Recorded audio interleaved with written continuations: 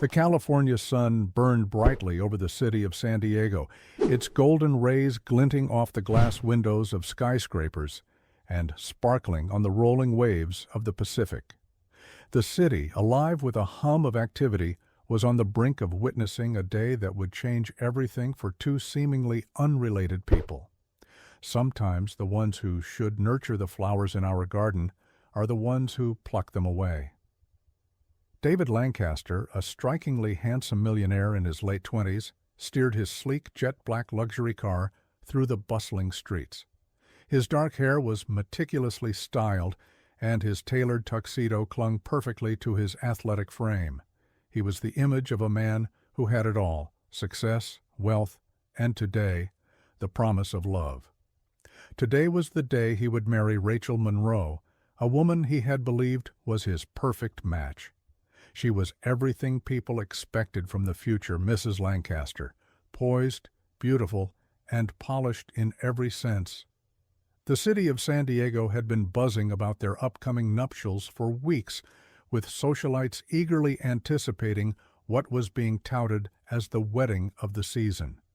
As David drove toward St. Mary's Church, where Rachel and their guests were already waiting, his heart raced, not with nerves, but with anticipation. He thought of the life ahead of him, one filled with glitz, glamour, and the security of a woman who matched his ambition stride for stride. But destiny is rarely predictable. The sound of his phone buzzing interrupted his thoughts.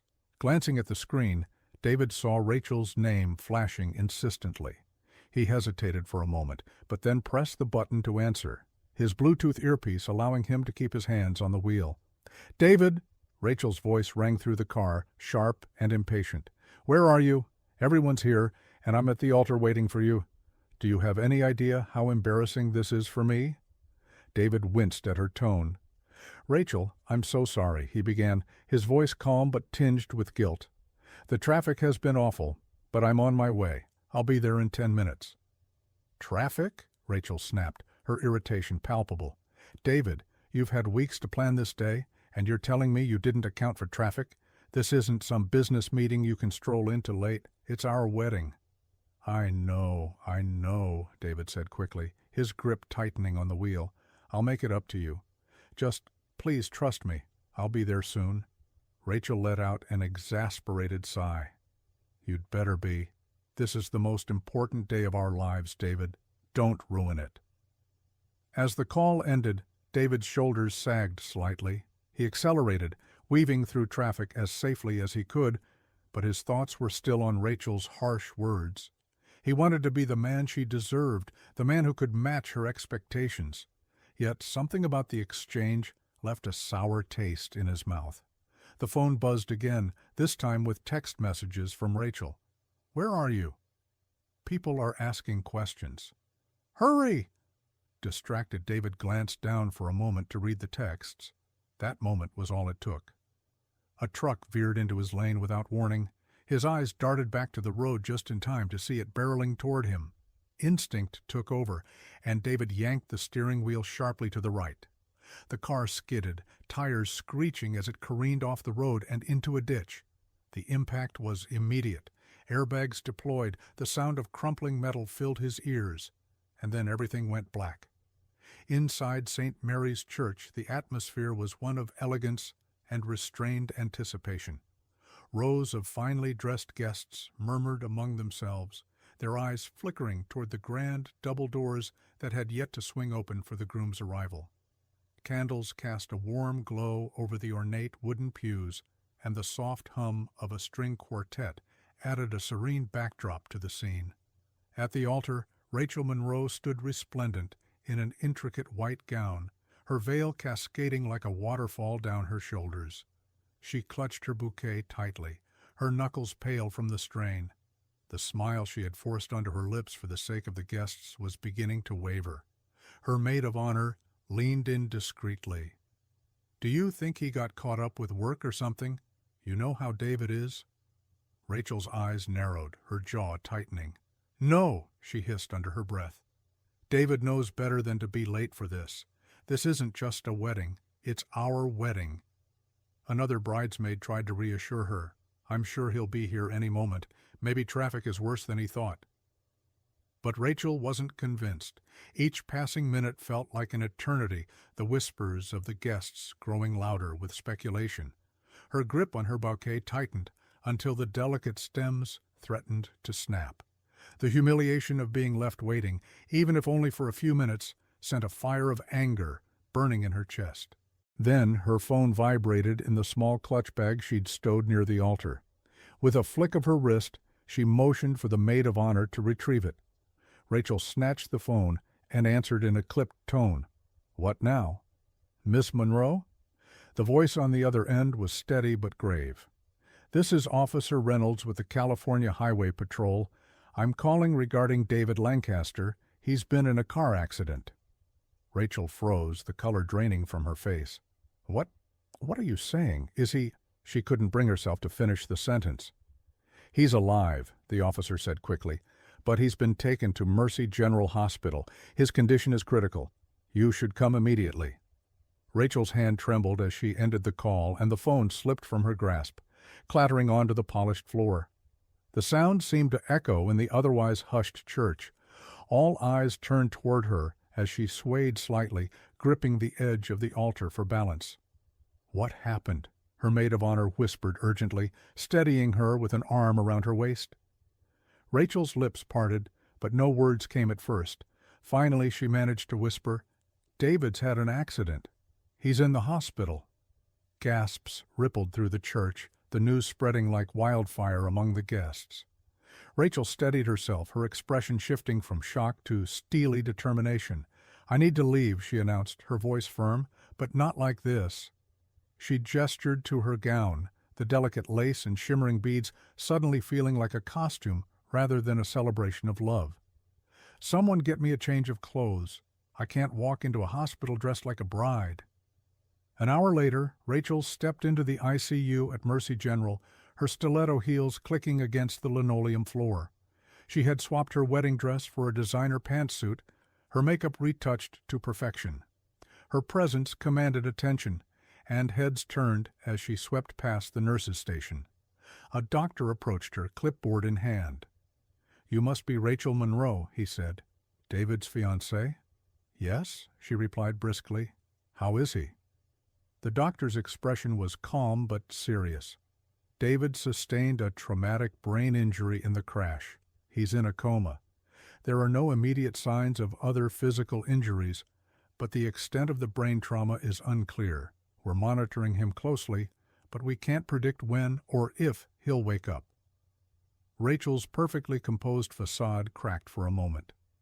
"A coma?" she repeated, her voice faltering. How long could he be like this?" "It's impossible to say," the doctor replied gently. "It could be days, weeks, months, or longer." Rachel clenched her fists, her manicured nails digging into her palms.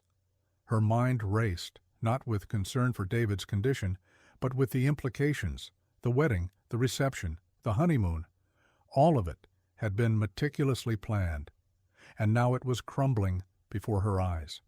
Forcing herself to breathe deeply, she nodded curtly. "Thank you, doctor. I'll let you know if I have further questions." As she turned toward the ICU room where David lay unconscious, Rachel squared her shoulders. She would visit him, of course. Appearances had to be maintained. But she couldn't shake the resentment simmering beneath the surface. This wasn't how things were supposed to go. In the days that followed, Rachel's visits became increasingly sporadic. At first, she appeared daily, dressed impeccably, her demeanor cool but concerned. She sat by David's bedside, scrolling through her phone or making half-hearted attempts at conversation with the nurses. But as the reality of his condition sank in, her patience wore thin. "You have to wake up, David," she muttered one afternoon, her voice low but sharp. "I can't keep putting my life on hold for this. We should be in Italy right now, sipping wine on the Amalfi Coast, not stuck here in this depressing hospital." Her words, though unheard by anyone else, carried a weight of frustration that seemed to fill the sterile room. And as the weeks stretched into months, Rachel's visits dwindled to mere check-ins, her excuses growing flimsier with each absence. As Rachel's visits became less frequent and increasingly devoid of warmth, someone else began to fill the void in David's quiet hospital room. Elena Rivera, a young immigrant from Mexico who had recently started working as a cleaner at Mercy General, found herself drawn to the man lying unconscious in room 312. She didn't know his story, only that he was a patient whose steady, rhythmic breaths were accompanied by the soft hum of machines. One evening, as Elena swept the hallway outside his room, she noticed a bouquet of wilted roses on the table near his bed. The once vibrant flowers had lost their color, the petals curling inward as if retreating from the world. Something about the sight tugged at her heart. Elena wasn't sure why, but she felt compelled to do something. After her shift ended, she went home to her modest apartment, where a small patch of marigolds and daisies bloomed in clay pots on her balcony. She gathered a handful of the freshest blossoms and arranged them in a simple bouquet. The next morning, as she cleaned David's room, she replaced the wilted roses with her humble arrangement. The cheerful yellows and whites brightened the otherwise sterile space, and for a moment Elena smiled to herself. In the days that followed, Elena made a habit of leaving small tokens of care in David's room. Sometimes it was a fresh bouquet from her balcony garden. Other times it was a handwritten note with encouraging words in both Spanish and English. "Tú puedes, you can do this." Her actions didn't go unnoticed. Nurses whispered about the cleaner who seemed unusually devoted to the young millionaire. Some thought it was sweet. Others dismissed it as nothing more than idle kindness. But to Elena, it felt personal. She had no family in San Diego, no one to confide in. Somehow, sitting by David's bedside and speaking softly to him, even if he couldn't hear her, brought her a sense of connection she hadn't felt in years. "Hi, David," she said one evening, her voice barely above a whisper as she straightened the sheets on his bed. "I don't know if you can hear me, but I think you're stronger than anyone gives you credit for. Don't give up, okay?" She paused, glancing at his still form. "You know, when I first came to this country, I felt like giving up all the time. I didn't speak the language, I didn't have money, and every day felt like a struggle. But someone told me, 'Elena, if you believe in yourself, you'll find a way.' So, I'm telling you the same thing. Believe in yourself, David." Elena's words hung in the air, carried by the gentle hum of the machines. She didn't know if they would make a difference, but she hoped they would. Weeks turned into months, and Elena's devotion to David grew. Whenever she entered his room, it felt as though the air softened, her presence filling the space with an intangible warmth. She began to hum softly as she cleaned, melodies from her childhood that her mother used to sing. She brought lavender oil and gently massaged his hands and feet, hoping to stimulate his circulation. One evening, as she smoothed his hair back from his forehead, she leaned close and whispered, "You're not alone, David. I'm here, and I'll keep being here until you wake up." Her words were full of quiet conviction, but Elena had no idea that deep in the recesses of David's mind, her voice was beginning to reach him. David's coma was a place of shadows and silence, a world where time felt like an endless loop. But amidst the darkness, something began to change. He could hear faint whispers, like a melody carried on the wind. A voice, gentle, soothing, and filled with warmth, broke through the fog. "You're strong," it said. "Don't give up." The words became a lifeline, anchoring him to a sense of hope he hadn't known he needed. Gradually the whispers grew louder, more distinct. He could hear her humming, feel the soft touch of her hands on his own. Though he couldn't see her, he knew she was there, and her presence became a light in the darkness. One afternoon, as Elena was arranging a fresh bouquet of lilies on the bedside table, Rachel arrived unexpectedly. Her heels clicked sharply against the floor as she entered, her presence commanding and cold. She stopped short when she saw Elena standing by David's bed. "What are you doing here?" Rachel demanded, her eyes narrowing. Elena stepped back, her cheeks flushing with embarrassment. I was just replacing the flowers," she stammered. "They were starting to wilt." Rachel scoffed, crossing her arms. "Flowers? Do you really think that's going to make a difference? He needs doctors, not this." She gestured dismissively at the bouquet. Elena's hands tightened around the vase, but she kept her head down. "I only wanted to help." "Well, don't," Rachel snapped. "David doesn't need your kind of help. He's my fiancé, and I won't have some cleaner hovering over him like he's a charity case." Elena's heart sank, but she nodded, stepping aside as Rachel took a seat by the bed. As she pushed her cleaning cart out of the room, Elena glanced back one last time, her eyes lingering on David. "I'm sorry," she thought silently. "I didn't mean to cause trouble." That night, as Elena sat on her small balcony, she replayed the encounter in her mind. Rachel's words had cut deep, leaving her questioning whether her presence in David's life had been a mistake. But as she gazed at the stars above, she remembered the way David's room had felt when she was there, the quiet peace, the sense of purpose. "No," she whispered to herself, her resolve hardening. "I know I've done something good. I won't stop believing in him." The next day, Elena returned to work as usual, her determination renewed despite Rachel's harsh words. She avoided David's room during Rachel's visits, but continued to leave small tokens of care when she knew the room would be empty. Flowers, notes, and sometimes a soft lullaby she sang quietly while tending to her cleaning tasks. Her devotion to him was unwavering, even if it remained unseen. Meanwhile, Rachel's appearances at the hospital began to dwindle even further. When she did visit, her time in the room was often spent scrolling through her phone or complaining to the nurses about the indefinite delay in her life plans.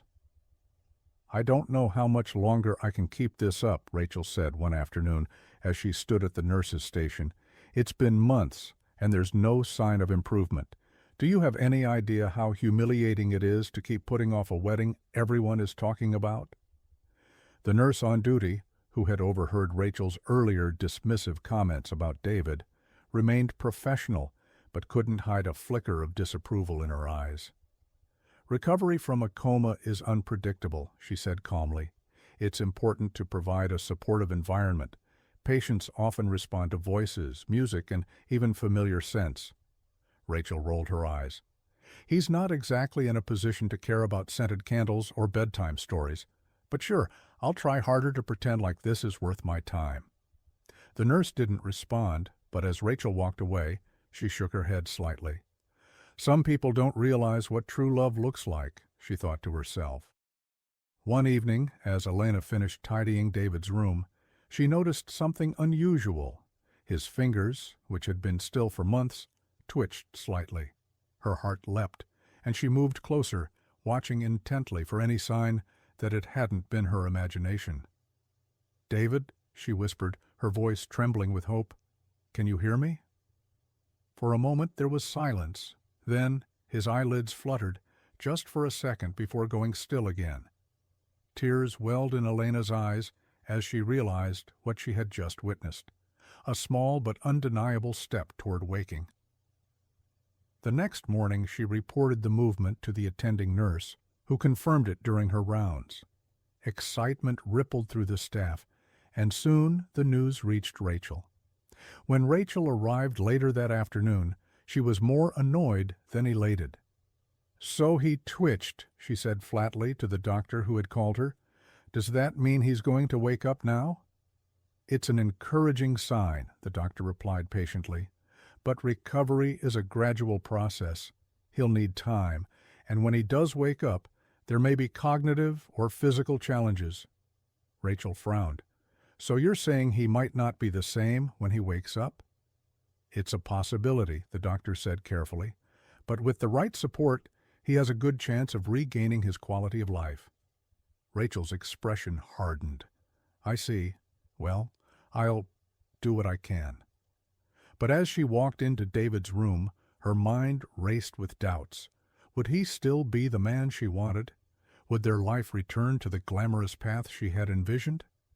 She sat by his bed for a few minutes, scrolling through her phone, before leaving with barely a word.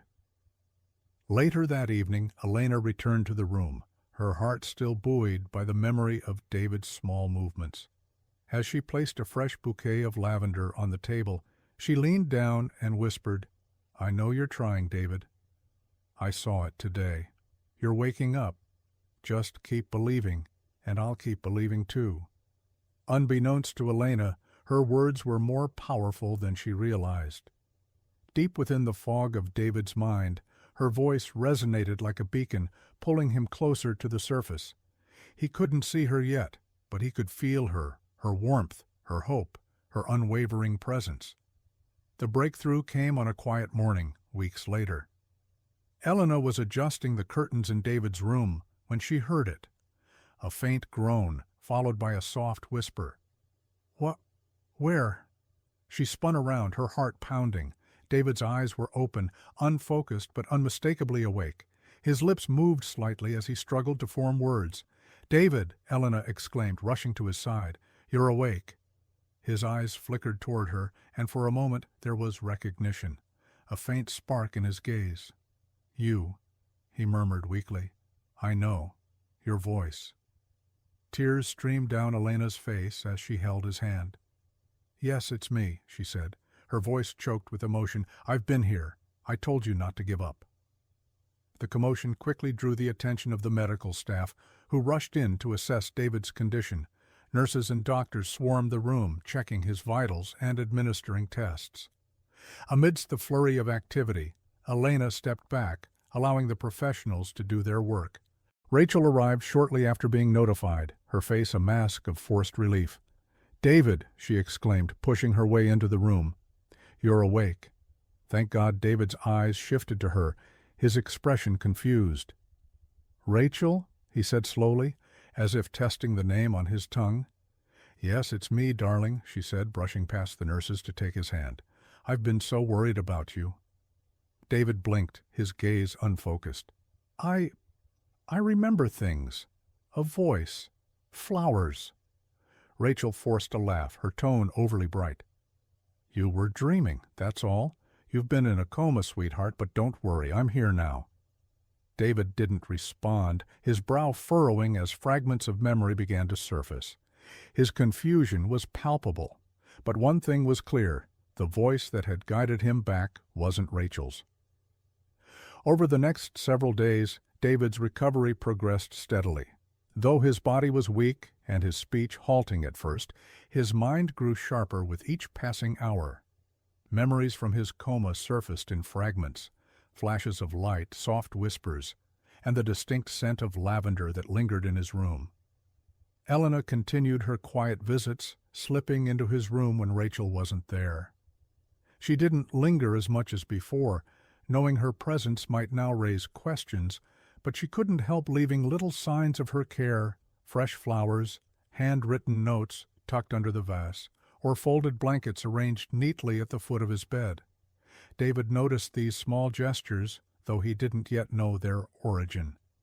Rachel, on the other hand, was growing increasingly impatient. To her, the weeks following David's awakening should have been a triumphant return to their shared plans: a rapid recovery, a rescheduled wedding, and a honeymoon filled with luxury. But David's slow progress frustrated her, as did his vague recollections of a mysterious voice. One afternoon, as David sat propped up in bed, flipping through a photo album Rachel had brought, he turned to her, his tone thoughtful. "Rachel," he said, his words deliberate, "did you visit me often, while I was unconscious?" Rachel hesitated, caught off guard by the question. "Of course I did," she replied, smoothing her hair with a practiced gesture.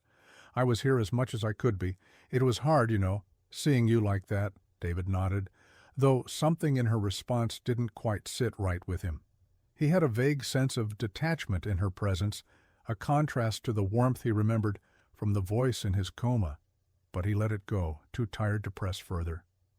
Meanwhile, Elena found herself torn.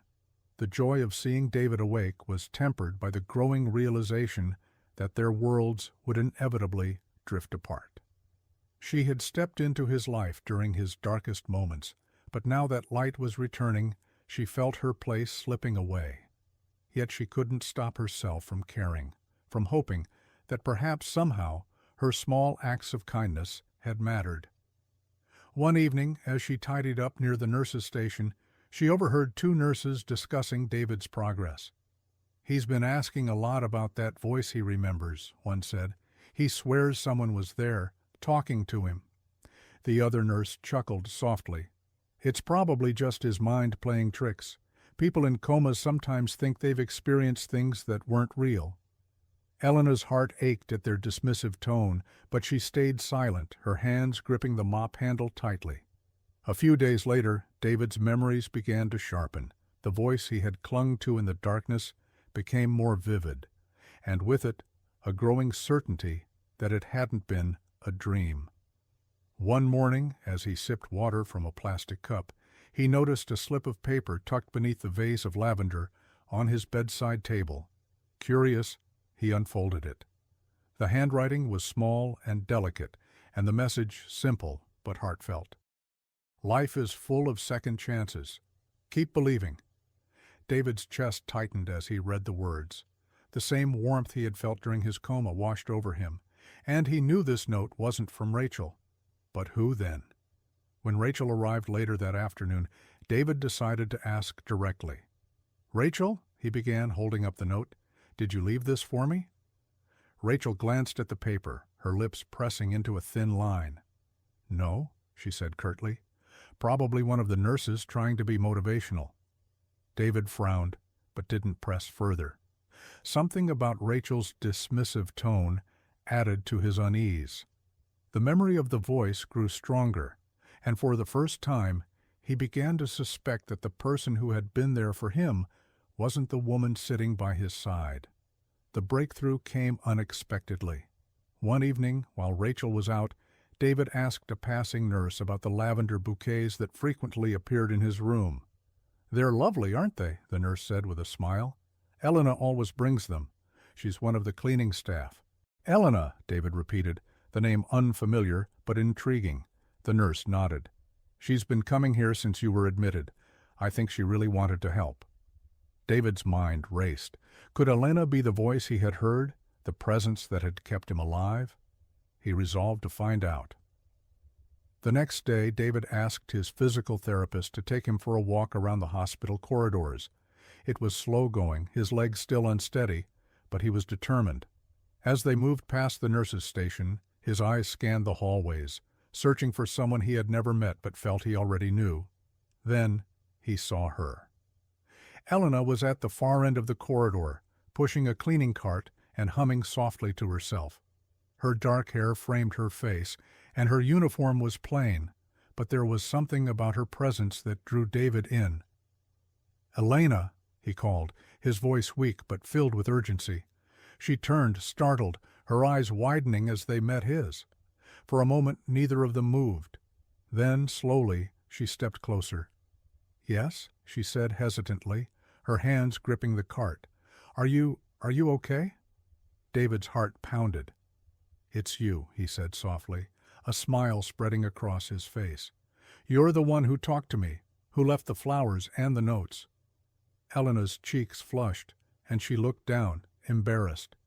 "I didn't think you'd remember," she admitted. "I just wanted to help." David reached out, his hand trembling slightly. "You did more than help," he said. "You saved me." Elena stood frozen, her mind racing with emotions she couldn't quite untangle. David's gaze was unwavering, filled with gratitude and something else, something deeper that made her heart ache in ways she hadn't expected. "You were there," David said again, his voice steady despite the weight of his words. "I remember your voice. It was the only thing that kept me from giving up. You gave me hope." "I never thought you'd remember," Elena whispered, her eyes brimming with tears. I didn't want you to feel alone." David's smile softened, and for a moment the bustling hospital around them seemed to fade away. "You gave me more than company, Elena. You gave me a reason to fight." Before she could respond, the moment was broken by the sharp clack of heels on the tile floor. Rachel appeared, her perfectly styled hair bouncing as she strode toward them. Her eyes narrowed as she took in the scene, David standing with the help of his physical therapist, and Elena standing just a little too close. "What's going on here?" Rachel demanded, her tone icy. She glanced at Elena, her gaze dripping with disdain. "Who is this?" David's expression shifted, his earlier warmth replaced by a calm determination. "This is Elena," he said simply. "She's the one who took care of me when I was unconscious. She's the reason I'm standing here right now." Rachel's jaw tightened, her eyes darting between David and Elena. "She's... what? A cleaner? You're telling me a cleaner was the one?" "Elena was there when no one else was," David interrupted, his voice firm. "She believed in me when it felt like no one else did. Not even you." Rachel's cheeks flushed with a mix of anger and embarrassment. "That's ridiculous," she snapped. "I was here. I visited." "You're confused, David? You were in a coma. You don't know what really happened." David shook his head. "I may not have been able to see or move, but I remember how I felt. And I know the difference between someone who truly cares and someone who's just going through the motions." Rachel's face hardened. "Are you seriously comparing me to her?" she hissed. "David, I'm your fiancé. I've been with you for years. Do you really think someone like her could understand the life we have?" David's gaze remained steady. "Maybe that's the problem, Rachel. Maybe the life we have isn't what I want anymore." Elena took a step back, her hands trembling. "I didn't mean to cause any trouble," she said quickly, her voice breaking. "I should go." David reached for her hand, his touch gentle but firm. "No, Elena, you don't need to go anywhere." He turned to Rachel, his expression resolute. "I think it's time we both admit that this isn't working. We've been holding on to an idea of what we should be, but it's not real, not for me at least." Rachel stared at him, her lips parting in disbelief. "You're breaking up with me after everything we've been through?" David sighed. "I'm grateful for the time we shared, but I've changed, Rachel, and I can't ignore what's in my heart anymore." Rachel's eyes burned with fury, but she forced a brittle smile. "Fine," she said sharply, her voice trembling with restrained anger. "Do whatever you want, but don't think for a second this won't be the talk of the city." With that, she turned on her heel and strode away, her heels clicking loudly as she disappeared down the hallway. For a moment, the silence between David and Elena felt heavy, filled with unspoken questions and emotions. Then David turned to her, his expression softening. "I'm sorry," he said, his voice low. "That wasn't exactly how I planned for things to go." Elena shook her head, her hand still trembling. "You didn't have to do that for me." David smiled gently. "I didn't do it for you. I did it for me. And maybe for us." Elena's breath caught, her heart pounding in her chest. "David, I'm just—" "You're not just anything," David interrupted, his voice firm but kind. "You're Elena. You're the reason I'm alive, and I need you to know how much that means to me." Tears welled in Elena's eyes as she looked at him, her walls crumbling under the weight of his sincerity. "I don't know if I can be what you need," she whispered. "Your life is so different from mine." David reached out, taking her hand in his. "The only thing I need is someone who believes in me, and I think I've already found her."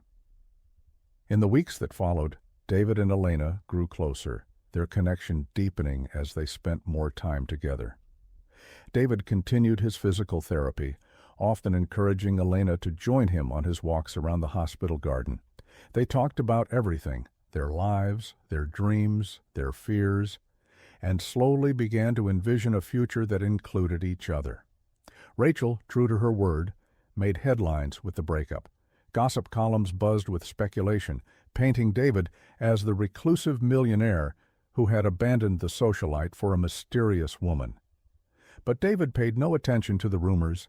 His focus was on healing, both physically and emotionally, and on building something real with Elena. One evening, as the sun set over San Diego, David invited Elena to the hospital rooftop. The city stretched out before them, a tapestry of twinkling lights and rolling waves. "Elena," David began, turning to her with a nervous smile, "you've changed my life in ways I never thought possible. You've shown me what it means to be cared for, not because of money or status, but because of who I am." Elena's cheeks flushed as she looked down, her hands fidgeting with the hem of her uniform. "David, He reached into his pocket, pulling out a small box. When he opened it, a simple but elegant ring glinted in the fading light. "I know this is fast," he said, his voice trembling slightly, "but I've learned that life is too short to wait. Elena, will you take a chance on me? On us?" Tears spilled down Elena's cheeks as she looked into his eyes. For the first time in years, she felt truly seen, truly valued. "Yes," she whispered, her voice breaking. "Yes, I will." As David slid the ring onto her finger, the city lights seemed to shine a little brighter, the waves crashing below a little louder. Together they stood on the rooftop, ready to face whatever challenges lay ahead. Because sometimes the most unexpected connections lead to the most extraordinary miracles. In the days following their engagement at the hospital rooftop, David and Elena began the delicate work of building a life together. For Elena, the transition was both thrilling and overwhelming. She had spent so long focused on surviving, on putting food on the table for her son, Matteo, that the idea of allowing herself to dream, to believe in love and happiness, felt almost too good to be true. David noticed her hesitancy but chose not to push. He wanted her to feel secure, to trust in the foundation they were creating. "You don't have to rush into anything," he told her one afternoon as they strolled through a nearby park. Matteo ran ahead of them, laughing as he chased a paper airplane that David had helped him fold. "I just want you to know that I'm here, for you and Matteo, whenever you're ready." Elena smiled, though her eyes held a flicker of uncertainty. "I'm not used to things being easy," she admitted, her voice quiet. "I've always felt like anything good in my life would disappear before I could hold on to it." David gently took her hand. "Elena," he said softly, "not everything good has to be temporary. Sometimes you just have to believe you deserve happiness." Her heart fluttered at his words, but a lingering voice in the back of her mind cautioned her not to let her guard down completely. Still, as she watched Matteo laugh and play with the paper airplane, a sense of peace began to settle over her. Perhaps just this once she could allow herself to hope. As their relationship deepened, David began to immerse himself in Elena's world. He visited her modest apartment, met her neighbors, and spent time getting to know Matteo better. One evening, over a simple dinner of tamales that Elena had made from scratch, David listened intently as she shared stories about her life before coming to the United States. "It wasn't easy leaving Mexico," she said, her hands pausing over her plate as she spoke. "But I knew I had to give Matteo a chance at a better life. I didn't know anyone here. I didn't speak the language. All I had was the hope that somehow it would be worth it." David reached across the table, placing his hand over hers. "You're one of the strongest people I've ever met," he said, his voice filled with admiration. "The fact that you did all of that for Matteo shows how much love you have to give." Elena looked away, her cheeks warming under his gaze. "I just wanted him to have a chance," she said quietly, "but it hasn't been easy. Some days I wondered if I made the right choice." "You did," David said firmly, "and I want you to know that you don't have to do it alone anymore. I'm here for both of you." Elena's eyes shimmered with unshed tears, and for the first time in years she allowed herself to believe that maybe, just maybe, she wasn't alone anymore. David, too, was undergoing a transformation. His near-death experience had given him a new perspective on life, one that made him question the values he had once held dear. The luxury cars, the sprawling estate, the high-profile business deals, none of it seemed as important as it once had. What mattered now was connection, purpose, and the quiet joy he found in being with Elena and Matteo. One morning, as he sat on the porch of Elena's apartment watching Matteo draw pictures with sidewalk chalk, David pulled out his phone and scrolled through emails from his company. He had been steadily delegating his responsibilities, preparing to step back from the demanding role that had defined much of his adult life. When Elena joined him, carrying 2 cups of coffee, she noticed the thoughtful expression on his face. "What are you thinking about?" she asked, handing him a cup. David took a sip before answering. "I'm thinking about making a change," he said. "I've spent so much of my life chasing success, but now I want to do something that feels meaningful." Elena tilted her head, intrigued. "What kind of change?" David smiled at her, the warmth in his gaze making her heart skip a beat. "I was thinking about starting a foundation," he said, "something that helps people like you, people who have the courage to start over but need a little support along the way." Elena's eyes widened in surprise. "You'd really do that?" "Absolutely," David said. "If it weren't for you, I wouldn't even be here. This is my chance to give back, and I'd want you to be a part of it, if you're willing." Elena felt a lump rise in her throat. She had spent so long struggling to get by that the idea of being part of something bigger, something that could make a difference in the lives of others, felt almost unreal. "I'd love that," she said softly, "more than you know." In the months that followed, David and Elena worked together to launch the Lancaster Rivera Foundation, a nonprofit organization dedicated to providing resources and opportunities to underprivileged families. From language classes and job training to child care and housing assistance, the foundation quickly became a beacon of hope for the community. Elena poured her heart into the work, drawing from her own experiences to create programs that were practical and compassionate. David, meanwhile, used his business acumen to secure funding and partnerships, ensuring the foundation's long-term success. Their shared purpose brought them closer than ever, their bond strengthened by the lives they were able to touch. But even as they built something extraordinary together, they never lost sight of the small, quiet moments that made their love so special. A walk through the park with Mateo, a lazy Sunday morning making pancakes, a shared glance across a crowded room. As the first anniversary of their engagement approached, David surprised Elena with a trip to the beach where he had proposed. Under a sky painted with the soft hues of sunset, he knelt before her once again, this time holding not a ring, but a small handwritten letter. "This is for you," he said, handing her the envelope. "It's everything I feel but can't always put into words." Elena opened the letter, her hands trembling slightly as she read his heartfelt message. Each word was a testament to his love for her, his gratitude for the way she had changed his life, and his promise to stand by her side no matter what challenges lay ahead.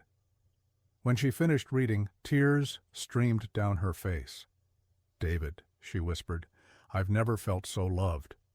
He stood and wrapped his arms around her, pressing a kiss to her forehead. "That's all I ever want, to make sure you know how much you mean to me." As the waves lapped at their feet, they held each other close, ready to face the future together.